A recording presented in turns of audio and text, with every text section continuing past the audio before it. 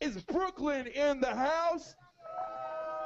And sometimes, just as you change your plan, everything refreshes, and the music starts. This is Brett, Middle Tennessee Music. This is Mid-10 Listens. We've got a very special episode tonight. What's so special about it? Not only do we have Mr. P. Chill in the house and Middle Tennessee Music founder Joshua Smotherman in the house, but it's episode 69. All right? So it's a very special episode. P. Chill's just come out with a brand new album called Persistence. He's been setting up some great tour stuff and got some cool stuff going on with his record label. I know him as Bill Rhoten. We call him Mr. P. Chill. Great to have you, brother. How you doing? Doing great. How are you doing? Man, it's been one of those fun days, you know, and so I've made it through and doing pretty darn well. Right on.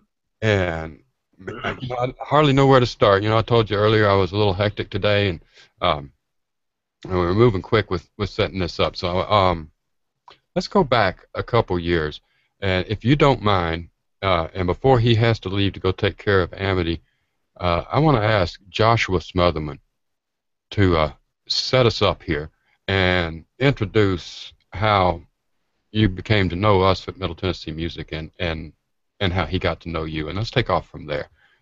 Josh, I'm assuming that maybe you can hear me and you're ready to jump in there. This is going great so far. I love this one. I think Josh might already be at practice. I hear him, I think.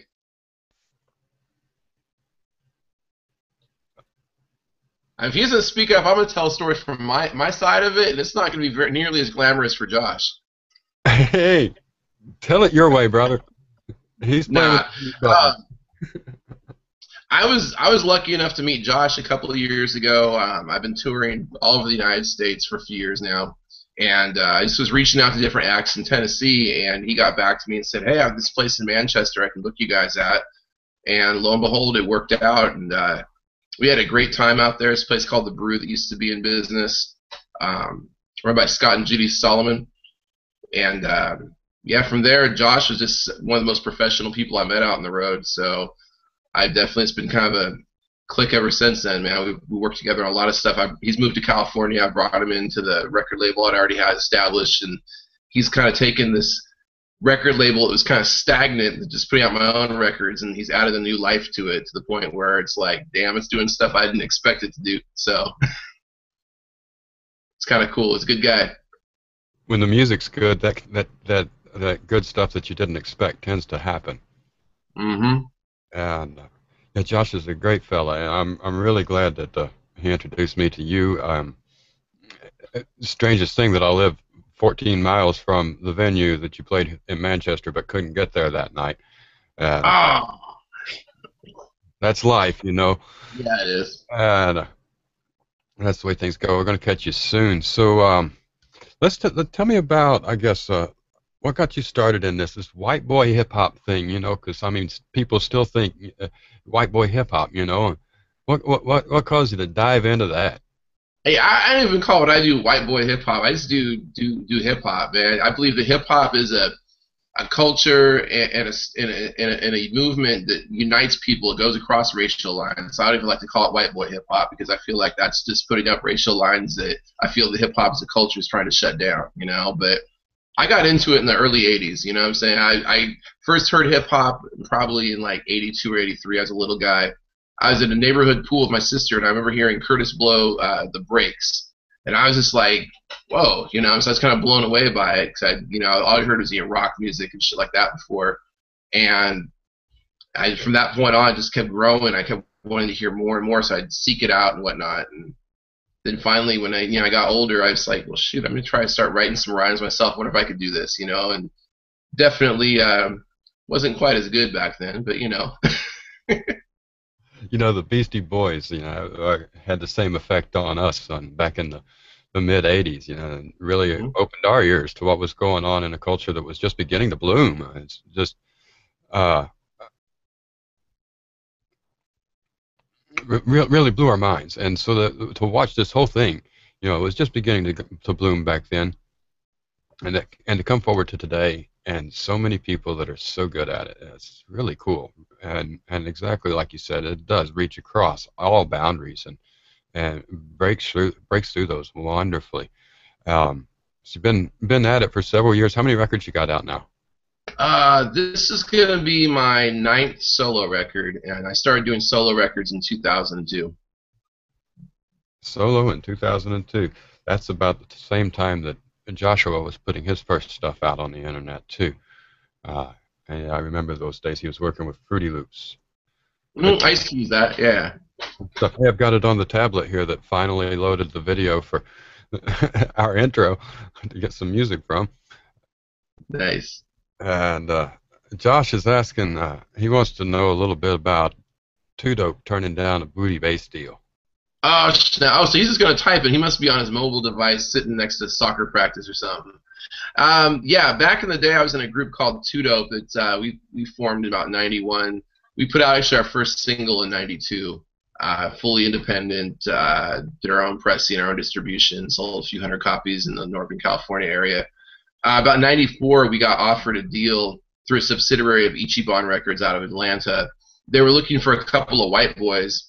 There goes that white thing again. A couple of white boys to make into a group called Bass Junkies, and they basically wanted to do Miami booty bass, and they're offering like $40K to sign up and all this crap. And this other guy we were producing at the time, who's from Atlanta, who'd moved out to California, he said, "Oh yeah, I can get you guys on. It'll be great, good money for you guys." And I think my partner at the time in the group I was in wanted to sign up. I'm like, I can't do that, because I feel like that would have run its course by '96, '97. I'd have been done, and I'd probably just be some working stiff doing something I hate for the rest of my life, and because I wouldn't have had any credibility in hip hop anymore after kind of selling out like that. So I'm thankful I didn't take that. I mean, yeah, at like 21, the money would have been really nice to be sitting on a bunch of cash, but knowing me, I just would have spent it all on various intoxicants and whatnot, and that would have been the end of that.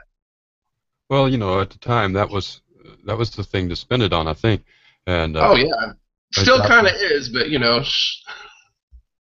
Josh, don't be afraid to unmute and just jump in there. He's saying that it did fizzle out. They found some white boys to do the thing they wanted to do, released a couple of singles, and it was dead. That was it. Yeah, I checked it out online. I was like, oh crap, and it's definitely booty, or bootsy anyway. Well, things are what they are. So you learned and grew from that to do your own thing. Mm-hmm. Yeah. Years later, out records. Tell me about the new one. This I got the feeling, and I haven't gotten to hear all of it yet. I've been going through it piece by piece. I got the feeling that this is almost a would you almost call it a theme album? Kind of, yeah. Generally, the direction I go with my music, especially the last 5 or 6 years, is a heavy amount of my music's been very politically charged. One of my biggest influences is Public Enemy, people like him and them and Brother Ali and whatnot. This one I wanted to get a little bit more personal with, just because I feel I'm coming up on a big milestone in my life, turning that horrible age of 40 that they always say, once you get 40, your career's done, you can't do this anymore. It's just just like a downhill from here. And I was just like, forget it, I wanted to make a bunch of songs that really kind of just told what I was about and things I was feeling. And over the years, I've slid a few little personal tracks in on albums here or there, and everyone always says those are the ones they connect with the most. So I said, all right, let me just go ahead and just put all my chips on the table and see what happens here. We're really digging on it. I know that and Josh is putting all my business out on Front Street there, isn't he? All right, take that and roll with it there.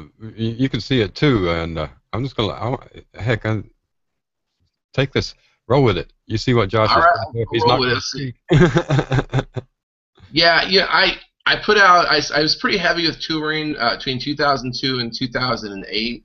About 2009, I stepped off of performing live so much. I was getting really kind of fed up with the way the music industry was going, the way that a lot of artists who, in my opinion, were BS, no content to their music at all, were getting all the success, yet artists who put their heart into their music were just struggling and starving like rats still. So I stepped away from it.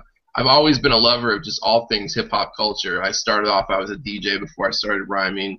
I definitely used to write a lot of graffiti. The only one of the 4 basic elements of hip-hop I'm not really would say I'm fluent in is b-boying. If I try to do that, I usually end up myself and at least 2 other people get hurt. So,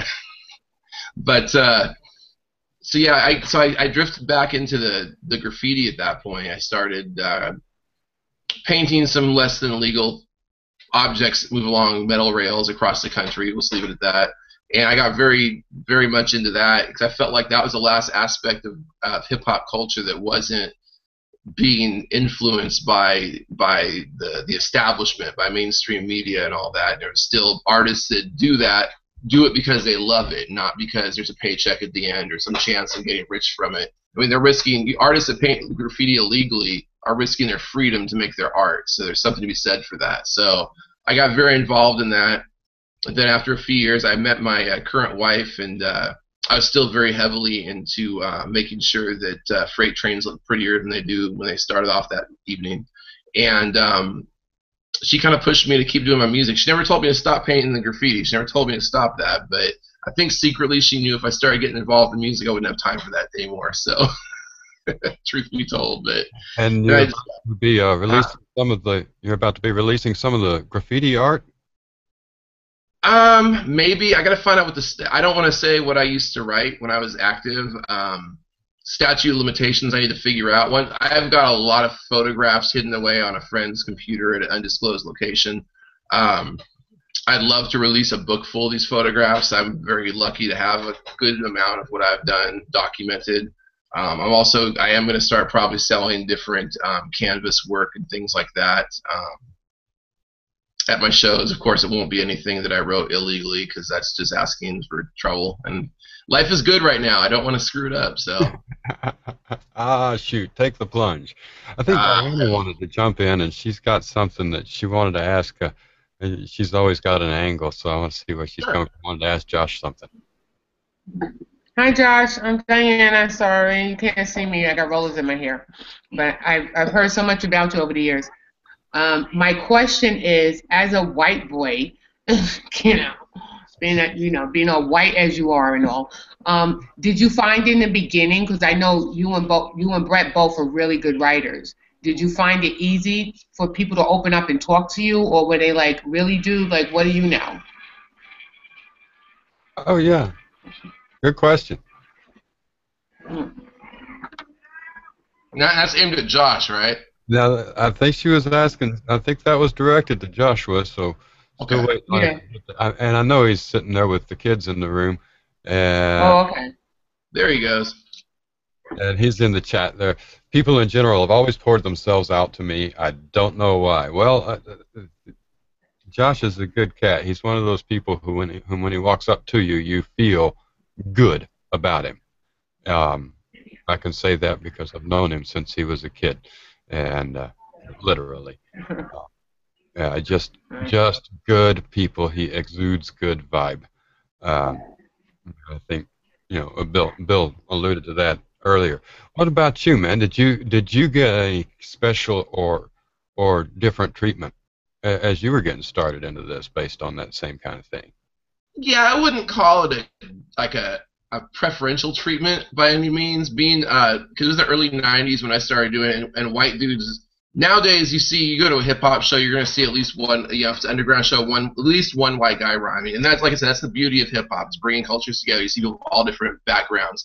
Back when I was coming up, I'd usually be the token white guy in the room, and some people were just mad cool with it. Cause they're like, hey, because they were progressive thinking. They're like, hey, this is where the culture is. This is what it's supposed to do. Other people were like, what's this cracker doing in here? You know what I'm saying? And it's like, wait a minute. So. I mean, early in the days, I do shows, and you always get the comment, honky, cracker, all that stuff. People didn't want to take you seriously because I was white. And I think because of that, it made me try even harder because I felt like I already have people with a preconceived notion of what I'm going to be about before I get on stage. I have to rock even harder when I get on stage just to prove myself, So, and I guess I did over the years. I'm still doing it, but there's still people out there that have a problem with that. I also got a lot of grief from white dudes. I grew up in a predominantly white neighborhood. When I was a teenager, I don't even want to call them a gang. There was a bunch of dudes that were on some white Aryan shit. And I can cuss in Google groups. To be honest, this isn't like Monterey like TV, is it? Well, we won't pretend that we're George Carlin per se, but How All are you? right. All right. Making sure I don't slip over the line. Done radio interviews, I've slipped up before, and it's like, oh man, I'm sorry. I All don't right, think but we're yeah. completely governed by the FCC. Oh, okay, got it. So, anyhow, yeah. So these guys, they weren't cool with it. I mean, I caught group beatdowns by skinheads before because I was being a N-word lover or whatever. You know what I'm saying?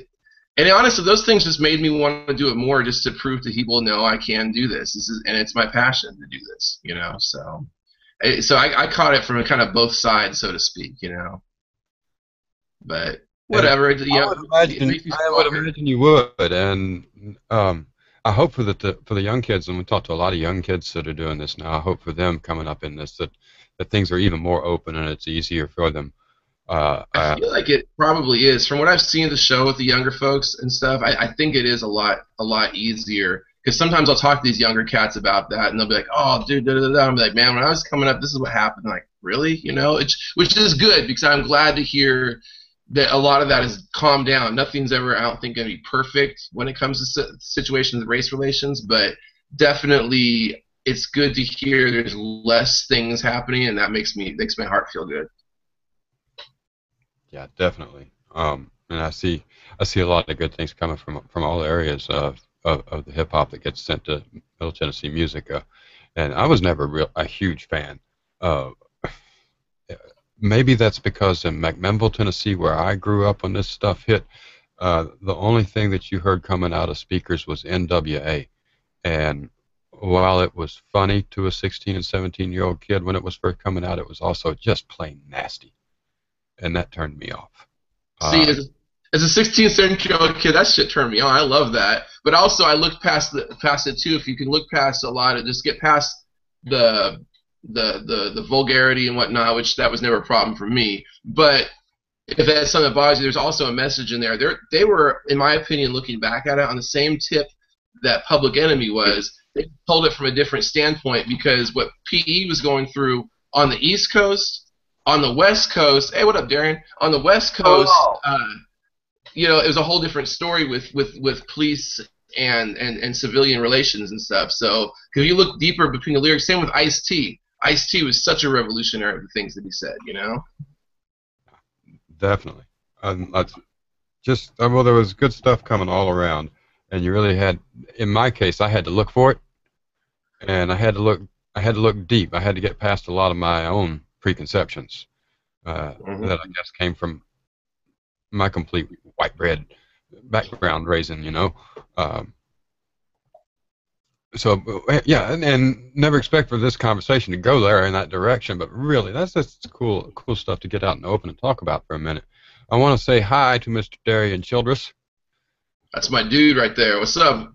How y'all doing? We're good, sir. How are you? Good, good. I think this is my first Google Hangout experience, so I had this webcam sitting on my shelf for a long time, and I was like, it's finally time to use it, so here I am. Glad you did it and figured it all out right from the get-go. So we're about to get around to talking about what the new record is about. That, you know, this persistence. Have you heard it yet, Darren? I have not heard it yet. Oh, you haven't. Well, you know where P's been coming from, so I'm going to let you ask what's up with the new record then. Uh-oh. All right, in that case, wow, I'm being put on the spot. So, what is up with the new record? What's, I guess, sonically, what is up? What influence have you had in the making of this record, and what do you hope to achieve with this record? Wow. Okay. Really what the record is a lot of it's very, like I said, I went back to a very personal place. I talk a lot about a lot of things I've never spoken of in my music before. A lot of things about when I was younger, when I was first coming up making music. I make reference to some of the different things that I did when I was first coming up in the music. Maybe they weren't the right things to do in life, but I did them because they were what I needed to do at the time. Not proud of what I've done, but, you know, it's part of my life and it's part of what shaped me into who I am now. So Influences, I get influences from all over the place. I wouldn't really say any one influence went into this record. I did step out of the box and work with other producers this time. I've got producers from over in Finland. I got the guy out in LA. I've got some, guy here in Sacramento. It's just different people and whatnot. Mike Colossal, you met Mike when we were out there last time. Yeah. He produced one of the songs. So I kind of took a lot of the inspiration from the beats. I just really, like I was saying earlier before you logged in, people always say the songs that connect the most with them of my music are the ones I'm personal with. And so I really decided that it was time to make a record that kind of just bare my soul, so to speak. Put it all out there. And if you don't like me after this record, that's cool. I don't need you to like me. I just respect the fact that I'm being me. You know what I'm saying? So I don't think I say anything horrible people aren't going to like me for, but I do. I call out some people on some songs. I don't call them out by name. I never do that. But I think some people are going to know that I'm speaking to them on this music. And, there's some things that need to be said. So there's some people I should have called out on there, but whatever, Nice.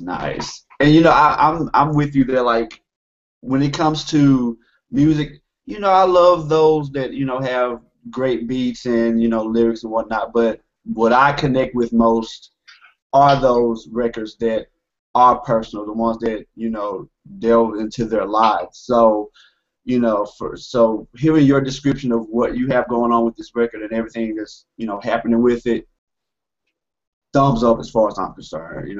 That's the kind of stuff I like to hear the most. So thank you. I appreciate that. It means a lot. No problem. So yeah, no, it's like some of the tracks. Let's see, I wouldn't call it a love ballad, but I did a song about my wife where the hook is a woman stands beside her man, not behind her man. Behind is inferior, while the front is superior. So my wife is beside me as a sign of equality in the life I share with her, and she shares with me. I wanted to say something because she is one of my biggest. She's the rock that stands right next to me. She pushes me, and I really wouldn't probably have done as much with this. I probably wouldn't know you or Josh or anyone if she hadn't pushed me to really take my career as seriously as I do now. So I have a lot to be thankful for because of her. And I also wanted to put a stance out there because there's always that old saying, "Oh, behind every good man there's a good woman." And no, your partner should never be behind you. They should be beside you. I don't care what the deal is because it should be an equal playing field. It should be two people walking equally because me and her need each other equally. So there's that track on there. I did a political one, of course. I always got to call the government out on their BS, but I don't think I'll ever make a record that's not a little bitty bit political. So Josh is on, I think, 3 or 4 of the tracks on the record too. One track I owe to Josh. I was in such a writer's block. I called him up one night and thank you guys, Tennessee. Thank you for donating Josh Smotherman, aka J Smo, to California. I really needed him. So we're glad to have him on the California team now. Now I called him up, and I was just having such writer's block. Taking him back here pretty soon. Huh? Just got him on loan for now. We'll be taking him back here pretty soon. Hey, I'm gonna come with him. I love Tennessee. I can't lie, man. I feel at home when I'm there. Shoot. Come on. The more the merrier. Hell yeah.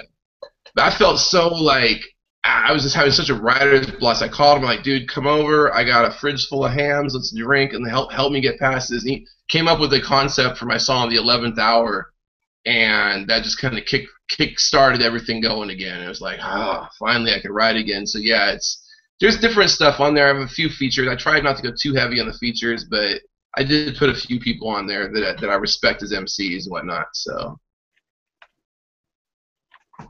nice.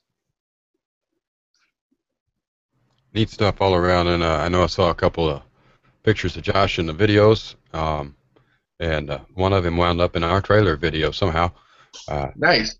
So, and I noticed one of the things in the track 40 that really caught my attention and took me back to the 80s and those bands that we were talking about earlier. And if you guys don't mind muting for a moment, I'm going to go into studio mode, and with your permission, since you own the track and the rights to the track, and as we've talked about before, I'm going to play a little bit. I have the rights, and Brett may play my music whenever he wants, always. It's no problem. All right, that should cover you. All right.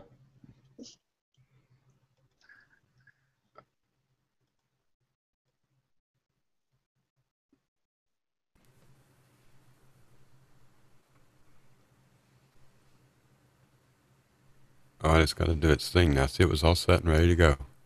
Brooklyn in the house? Is Brooklyn in the house? God damn, I've been waiting like 25, 30 years to say that shit. For real. Maybe not 30 years. Let's go back in time. Back to when radio was a baby. When radio was a strange, new, fascinating box of voices and stacks. This song's for you, Brooklyn. Way back, we both come up together. I came into this world in 1974. Baby boy was born. Nobody knew what would be in store for me. The least likely to be an MC. Living in Sacramento, so far from NYC, where it was going down. Curtis Blow, he held the crown the first time I got bit with the bug of getting down. I think I was 9. I fell in love with the music. Learned every word of the show from Doug Fresh and Slick Rick. 6 minutes, 6 minutes, 6 minutes. Now this can't be done. Did I not forget? I don't live in the projects in the South Bronx or Brooklyn. Sac is where I'm from. Then as a team between Cool G Rap and Steady B, I heard Let's Stop.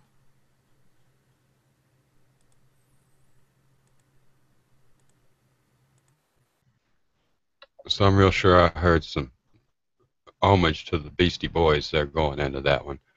And 20 years, I've been waiting to say that, huh?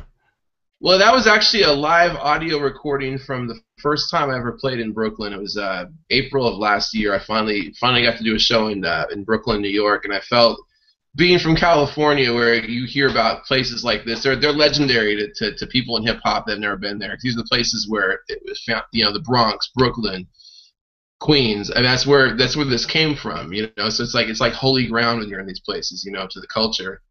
And I remember that was the first thing I got on stage. I did a song. That was actually the intro to another song that I don't even, it's not even on this record. It's a song called I Remember Hip Hop. The DJ I was traveling with at the time, that was his intro to it with that stuff. So I was just like, I gotta say that. I gotta ask the Brooklyn's in the house. Cause I heard that all growing up. I'm gonna ask that my damn self. I'm here. I can do this now. So, and I wasn't gonna put that on the song originally, but when I was listening to the final masters of the album, the song before it on the record, going into that one, it sounded too abrupt going from one song to the next. And I was listening to it with my wife, and even she said, she's like, hey, put something in there. So I went back, and I had this CD that the audio sound guy did for us that night. He just recorded the set and gave it to us on a CD. I'm like, let me see if there's any little clip of me live I can put in there or something. I heard that. I'm like, yeah, that one. That's the one. So, and it just kind of gives it a different life. So I think everyone thinks I'm rapping that song about Brooklyn. I'm really not. It's about Sacramento, but the intro just happened to be when I was in Brooklyn. So. Thought I felt it. Yeah, I'm happy with how it came out for sure. And thank you, Aaron. I saw you comment about the backbeat on that. Right on. Yeah, I produced that one myself. So. Yeah, it was pretty solid.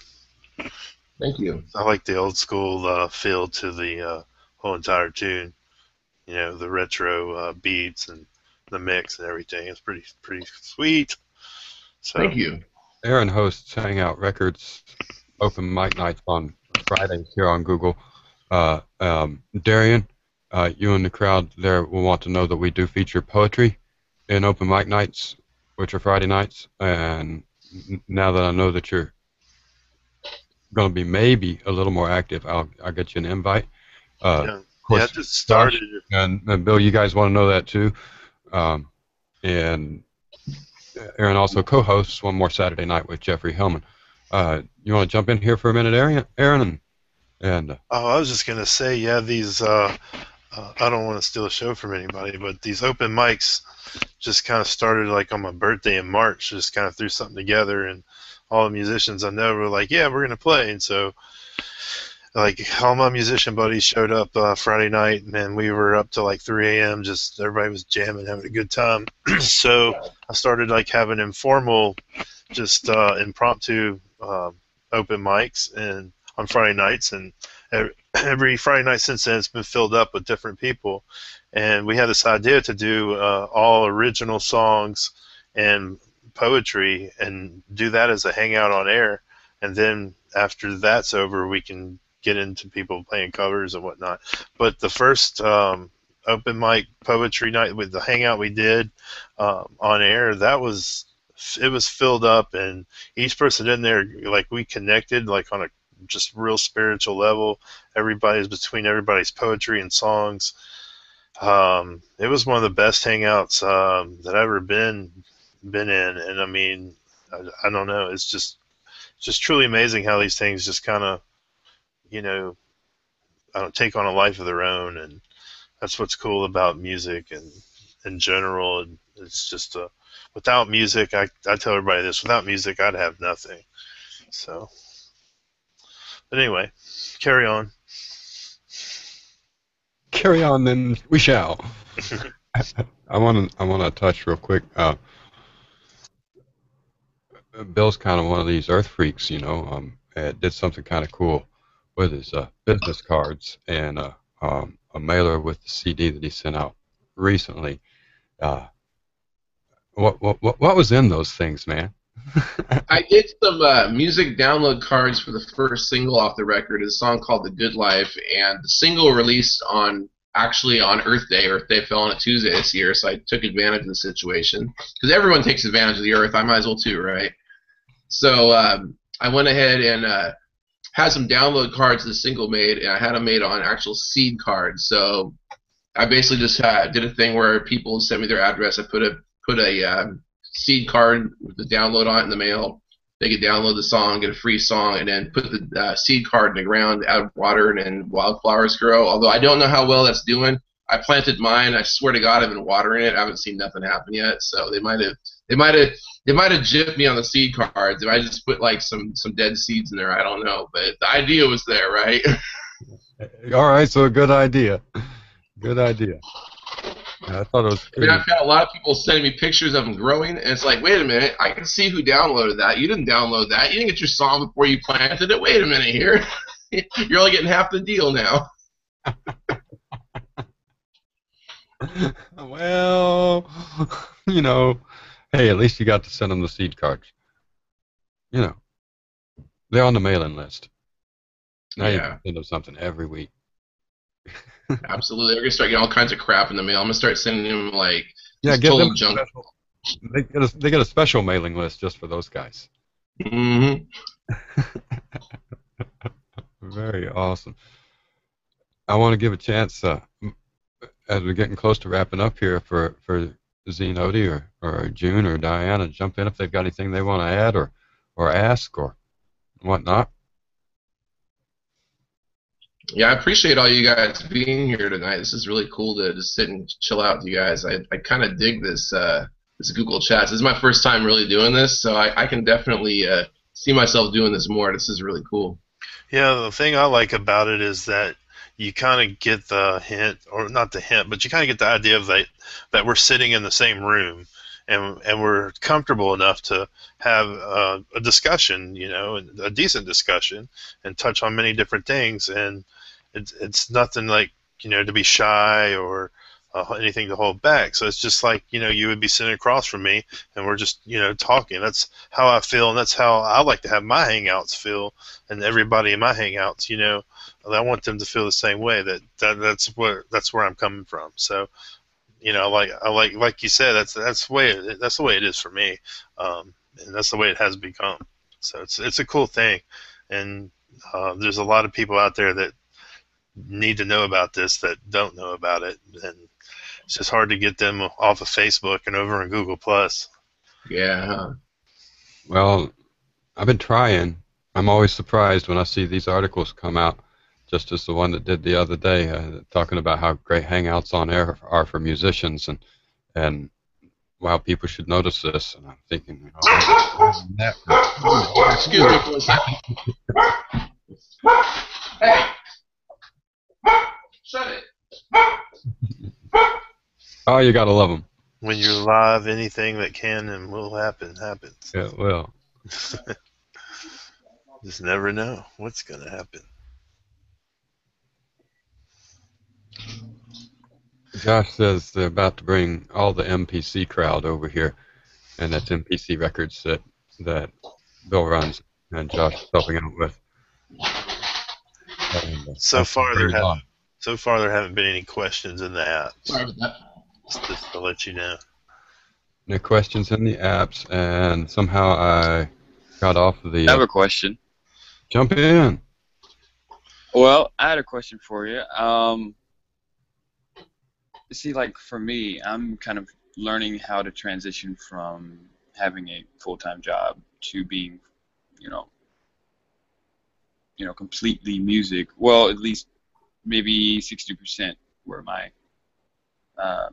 funds are coming from, what I love to do. How was it for you to kind of transition from, being a 9 to 5 to where you are right now? Is that pointed at me? I'm sorry, I just got back. Are you asking me or? Oh yes, I'm sorry. Okay, Yes. I had the UPS guy at the door. I was like, I gotta run, the dog's barking and shit. So. Yeah, it was different. I haven't worked a day job in almost 4 years. I've been doing music full time.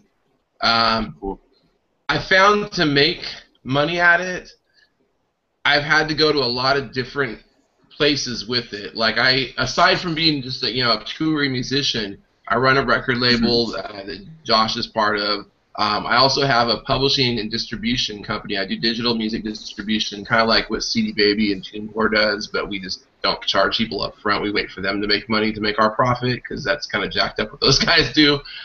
Also publishing administration and things like that. And I make sure I stay on top of my own publishing, get my music out into as many media outlets as possible. Because sure, those are all little bits of money you're getting here and there, but together they all make a bigger number, So you just have to spread yourself out as thin as possible. No one section of my music career would take care of what I'm responsible for financially. And I'm not going to lie, too. I have a wife that works a 9 to 5 because we need health care. I'm a cancer survivor. I also got diabetes. I can't live without health care. So with that said, I mean, yeah, I wouldn't be able to do this if it wasn't for my wife, so I'm going to put that right out there. That's the other reason I wrote that song, because I have her to thank for my career as much as so many other people do, but especially her, because I wouldn't be doing this full-time if it wasn't for her. But for what I do have to contribute to the household, because she can't do it all by herself, I have to go to different places with it and stuff. And getting into the publishing side of it and all of that is a very, very good thing to do, because once you get your publishing all set up, for instance, if I write a song, I've written songs for other artists to perform and produce them. And when they perform them live and they collect their on-stage royalties from ASCAP or from BMI, even if I'm not even there, I get that money at the end of the quarter with my royalty check, because I wrote the song or I composed it or whatever. So there's a lot of different things. If you look at the big artists like Kanye, for instance, that guy's making beats for everyone. He has been for years, aside from his own career. He doesn't even have to be there when they're performing these songs, and he's getting a piece of the action no matter what. That's not even record sales. That's just going out and performing this. You got to really learn the ins and outs, and I'm sure there's things I don't even know about yet. I feel like I'm learning something new every single day. I started an LLC with my first DJ from way back in the day. We started this company called Unlimited Sounds Publishing and Distribution. And my business partner worked in the record business for about 15 years in publishing. He worked for Concord Records, and they laid him off a few months ago. And he's like, what the hell, man? Why don't we just start our own thing? We know that we have this, and this lined up. Why don't we do this? And I'm like, all right, I'm with it, because I also want to, I'm turning 40, obviously. That's the name of that song, was 40. I like to think that I'll be performing until I'm 80. I really like to think that. But if I'm not physically able to, God forbid I have some kind of health issue or something, I still want to be able to work in the music business, because I love this business so much. And by having these other options open, it creates an avenue that I can stay in the business. So, yeah, for you, if you're really trying to do it, get your hands dirty as much as you can. Zine, that's your name, right? Yes. Okay. Feel free to hit me up anytime. I'd love to break down any questions you have with that. Don't be a stranger, dude. That's one of the things that with me and Josh have with our label, especially, is we're not out there to get rich from the label. We're out there to spread knowledge and make the artists richer with knowledge, because so many people aren't aware of a lot of different things in the industry. And I'm aware of a lot of them because I've been screwed by a lot of them. So it's like, hey, learn from my mistakes. Don't make those mistakes yourself, So we like to share that knowledge. So, yeah, I'd love to help you out. If there's anything I can offer you advice-wise, just hit me up, dude, anytime. It's all good. Awesome. Thanks. For real.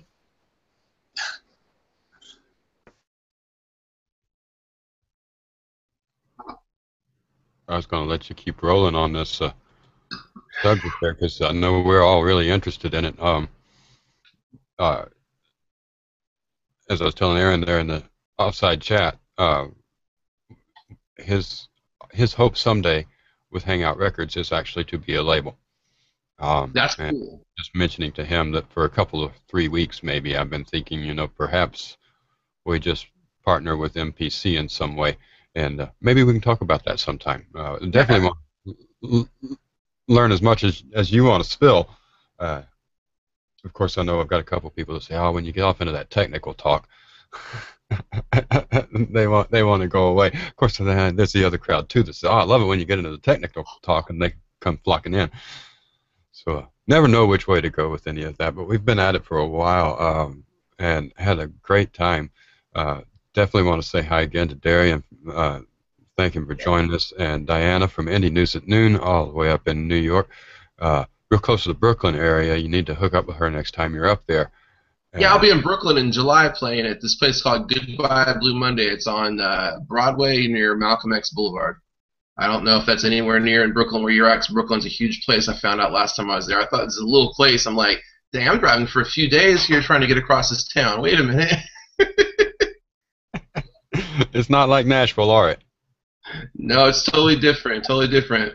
And what up to Aaron out there in Memphis, too. I'm working on trying to get something out there for this summer, too. I want to get back up into Nashville or Manchester, but my number one hookup in Manchester, Nashville area is in California now, so I don't know how that's going to work.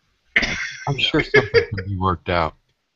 I know a few people here in town, so if you need some names or some places, I got an old buddy who owns the High Tone. I don't know if you know that bar here in town. I've only played one bar in Memphis. It's Juicy Jim's. It's a pizzeria that does live music. I think so. There's so many of us. There's just so many places here in town, and it's just hard to keep up with. I mean, places that you wouldn't even think have live music, like upscale restaurants. They have a jazz trio playing in their bar area, and one of the guys is one of my friends. So, and he's doing other things with bands and stuff. But I got some people here that, and also got connections to Ardent Studios. So that's a pretty awesome, legendary studio here in Memphis. So. Sleepy J. Barksdale. That's took me a minute to get back to it. That's Joshua was asking if you knew. Yes, I remember him mentioning that. I do not know him. No. Well, we'll make the circle. We'll make the circle come together. And the small world. The more I travel, the smaller the world seems. It's weird. I did a show. Where was I the other night? I was doing a show with a couple of guys from somewhere else. I was out in San Jose, and one of the guys is from Nashville and knows Josh loosely, and the other guys knows someone I know from LA, and I'm just like, wow, it's just a small world to end up on the same bill as these guys. That it's like 1 degree of separation, but I never met them before. It's weird how interconnected. It's just as musicians we all are. Right. Never ceases to amaze me either, at all. Well, lots of good stuff. So let's see. Before we go, let's guide people over to the website and let them know how to get a hold of you and where to find some music. Yes, music. That's always the best part. Website, MrPChillMusic.com. That's that website. Also, I'm going to keep plugging my one of my closest homies, Josh Smotherman. He actually manages that website for me. It looked like crap before I turned it over to him. I used to be a control freak with all my online presence. Like, I got to do it myself. I want it a certain way. And I'm like, all right, I'm going to let Josh do this. We'll see if he does a good job. And, man, I could never make it look that good. So, yeah, he's a dude. So, yeah, MrPChillMusic.com. Best way to reach me is booking at MrPChillMusic. That's my email address over there. If you guys get on the Facebook, Bill Rhoten, Rhoten, that's my given name. That's my personal Facebook. Feel free to add me. That's the Mr. P Chill Facebook's good too, but oftentimes I forget to check the emails over there because I'm just a big jerk and act like a pompous jerk musician and don't answer my emails for fans. So I'm just a big jerk. They can easily find you through the event page. Facebook users can find the Middle Tennessee Music. One of our most recent posts will be of tonight's event, and you can easily find Bill there as well. And on Google Plus, yeah, Mr. P. Chill. That's me. Excellent. Good stuff. It's nice to meet you, man. Really good to meet all you guys. Well, Darian, I already know you, and Josh, well, he's not even in here anymore. I'm going to stop talking nice about him. He's gone, so. Seriously, though, it's really good to meet everybody, though. And Darian, I hope I see you this summer when I'm out there, man. Shoot, it's been come out and see us in California, dude. Yeah, I need to. I have not been to the state of California since 2005, so I need to get back out there. You're overdue, bro. Between Josh, right? You got places to sleep out here. Me and my wife will put you up. We put everybody up in our house. I'm sure you know Josh and Ruth will have you in a minute. So you got places to sleep out here. Just get out here. I appreciate that. Yeah, I got to get back out there for real. It sounds like you got the Tennessee area covered too. I love Tennessee. Like, I don't know. I was talking to you yesterday about it, Brett. We were trying to figure out. When I was trying to learn how to use Google in a crash course, use this Google Hangout stuff.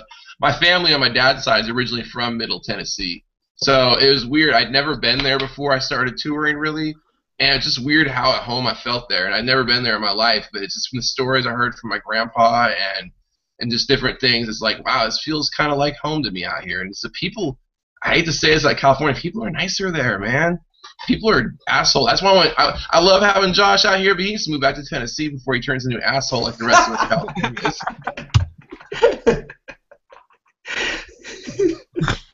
Straight up. Seriously. Yeah, no, I appreciate all of you guys being here tonight. That's really awesome. I appreciate it.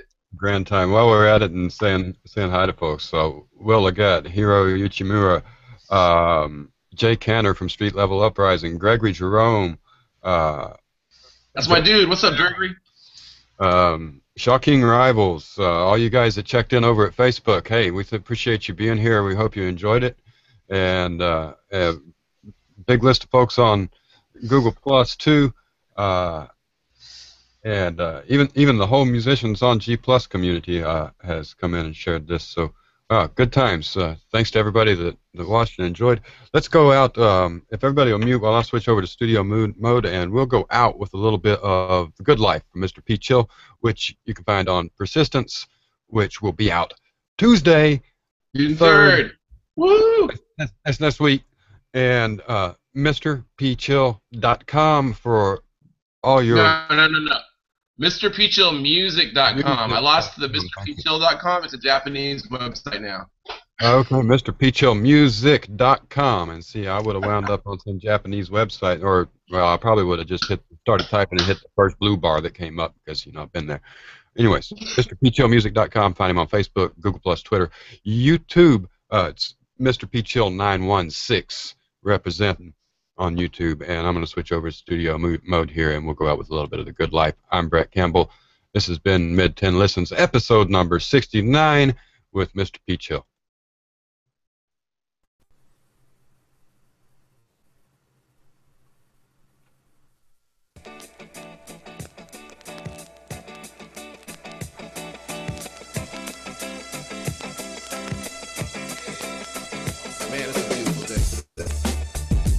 Life's not all negative, man. There's a lot of beautiful, good things in this world. And I'm blessed to have a lot of that in my life. It's the good life that we all strive for. It's the good life. Don't matter if you're rich or poor. It's the good life when things just go your way. It's the good life when you got time to play. It's the good life that we all strive for. It's the good life. Don't matter if you're rich or poor. It's the good life when things just go your way. It's the good life, and I'm living it today. The sun is shining high in the sky. Don't ask me why, but today I can't let it all slip by. Too many times I overlooked life's splendor. Too many times I mixed it up like a blender. So I step out the house, my feet hit the concrete. I feel the sun's rays on my face as I stroll down my street. Children scream and yell as they play. I can't call it, but this ain't like no normal day. I'm not worried about my bills or what to do about food. Not trying to brag or be rude, cause I'm not that dude. But I feel like I've finally done something with my life. Nice car, nice house, and a beautiful wife. So today's that day that I give gratitude. Thanks to Peach Hill. Thank you.